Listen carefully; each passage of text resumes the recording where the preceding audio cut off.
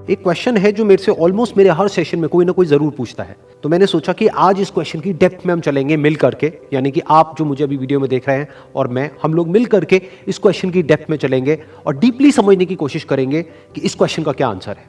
वो क्वेश्चन है कि हमेशा मोटिवेटेड कैसे रहे।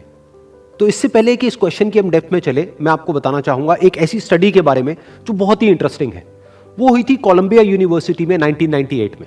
एक प्रोफेसर ने स्टडी को किया जिसमें कि बहुत सारे बच्चे थे जो कि सारे 5th स्टैंडर्ड के थे और उनको पजल्स थी बहुत तरह तरह की सॉल्व करने के लिए। उसमें से कुछ पजल्स बहुत ही मुश्किल थी, कुछ बहुत ही आसान थी। उसके बाद में जब उन बच्चों ने उन पजल्स को सॉल्व किया तो उसके बाद में सभी बच्चों को एक ही बात कही गई कि आपने बहुत अच्छा किया। बस यहां पर एक छोटा सा फर्क था। आधे बच्चों को उन्होंने कहा कि आपने इतना एक्स्ट्राऑर्डिनरी इसलिए परफॉर्म किया क्योंकि आप बहुत ही ज्यादा इंटेलिजेंट हो, और बाकी के जो आधे बच्चे थे उनको कहा गया कि आपने जो इतना एक्स्ट्राऑर्डिनरी परफॉर्म किया उसकी वजह थी आपका हार्ड वर्क।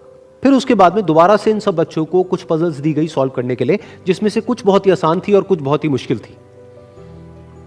अब यहां पर कुछ बहुत इंटरेस्टिंग निकल करके आया जो किसी ने एक्सपेक्ट भी नहीं किया था। वो बच्चे जिनको कहा गया था कि आप बहुत इंटेलिजेंट हो, बहुत स्मार्ट हो, उनको जब वो पजल्स मिली तो उन्होंने क्या किया, जो मुश्किल पजल्स थी उसको छोड़ दिया, आसान पजल्स के ऊपर काम करना शुरू किया, और उसमें भी कुछ देर बाद ही वो बच्चे बोर हो गए। दूसरी तरफ से वो बच्चे जिनको कहा गया था कि आपने इतना एक्स्ट्राऑर्डिनरी परफॉर्म इसलिए किया क्योंकि आपने हार्डवर्क किया, उन्होंने सिर्फ आसान पजल्स को अटेम्प्ट नहीं किया बल्कि मुश्किल से मुश्किल पजल्स को भी अटेम्प्ट किया और सॉल्व किया।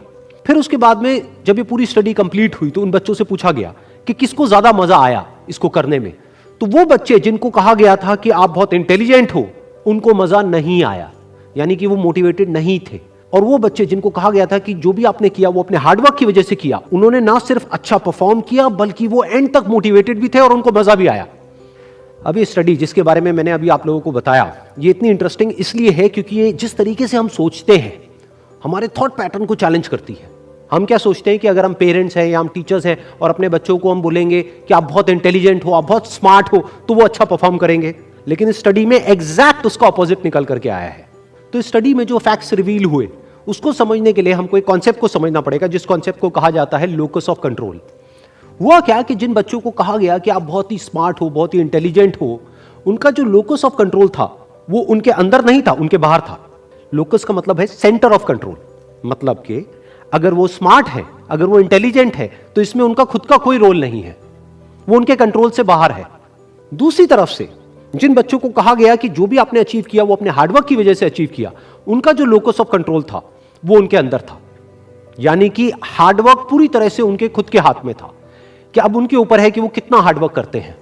और ये सिर्फ इस स्टडी में निकल करके नहीं आया है, इस तरह की और भी बहुत सारी स्टडीज हुई हैं, बहुत सारी रिसर्चेस हुई हैं जहां पर एग्जैक्ट यही चीज निकल करके आई है कि अगर हम खुद को हमेशा मोटिवेटेड रखना चाहते हैं तो उसका सिर्फ एक तरीका है कि जो कंट्रोल है वो पूरी तरह से हमारे अपने हाथ में होना चाहिए।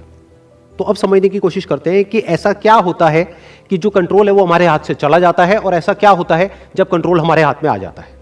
जब भी हम एक्सटर्नल फैक्टर्स की बात करते हैं कि मैं ये नहीं कर पा रहा इस वजह से, उस वजह से, उस वजह से, जो कि मेरे कंट्रोल से बाहर है, तो हमारे हाथ से कंट्रोल चला जाता है। लेकिन जब हम बात करते हैं कि हम एग्जैक्टली क्या कर सकते हैं, जब हम अपनी कैपेबिलिटीज के बारे में बात करते हैं, तब कंट्रोल पूरी तरह से हमारे हाथ में आ जाता है। जब हमारा फोकस उन रीजंस पे नहीं होता है जिनकी वजह से हम वो नहीं कर सकते जो हम करना चाहते हैं, बल्कि उस जगह पर होता है कि जिस वजह से हम वो कर सकते हैं जो हम करना चाहते हैं, तब हम अंदर से मोटिवेटेड होते हैं। फॉर एग्जाम्पल, आप जिस भी फील्ड में हो, उस फील्ड में कुछ लोग हैं जो टॉप पे बैठे हैं। आपके पास में दो ऑप्शन है। एक, आप बोल सकते हो कि वो लोग, उनके अंदर कुछ स्पेशल है, उनके अंदर कुछ एक्स्ट्राऑर्डिनरी है, उनके अंदर कोई ऐसा टैलेंट है जो आपके अंदर नहीं है, या फिर उनकी किस्मत है जिसकी वजह से वो वहां पर बैठे हैं, या फिर उनके पास में कुछ था, किसी का सपोर्ट था जिस वजह से वो वहां पर है। अगर इसमें से ऐसा आपने कुछ भी बोला तो आप फंस गए।